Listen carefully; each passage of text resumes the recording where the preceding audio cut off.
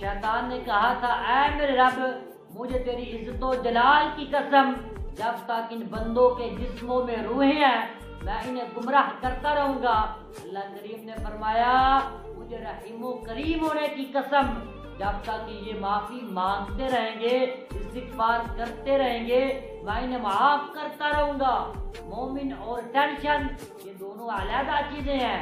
اللہ رسول کا ماننے والا ہو اور پریشان ہو، ہم اس رب کے ماننے والے ہیں جو فرماتا ہے میں اپنے بندوں کے قریب ہوں، اجیب دعوت الداعی اذا دعان، جب میرے بندے مجھ سے دعا مانگتے ہیں تو میں ان کی دعاؤں کو قبول فرماتا ہوں۔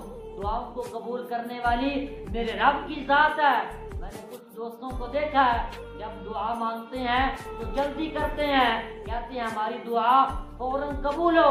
اگر فوراً دعا قبول نہ ہو تو پھر گلا شکوہ کرنا شروع کر دیتے ہیں، مایوس ہو جاتے ہیں۔ دوستو یاد رکھیں دعا کے کچھ درجات ہیں، جو بندہ مانگتا ہے اللہ کریم اس کو عطا کر دیتا ہے یا اس کے متبادل عطا کر دیتا ہے، یا اللہ کریم اس بندے کی دعا کو مؤخر فرما دیتا ہے۔ کل قیامت والے دن اس دعا کے صدقہ سے اللہ کریم اس کے گناہوں کو معاف فرمائے گا اور اس کو جنت میں داخل فرمائے گا۔ دوستو یاد رکھیں ایمان والا شخص جو ہے نہ مایوس ہوتا ہے اور نہ اللہ کی رحمت سے نا امید ہوتا ہے۔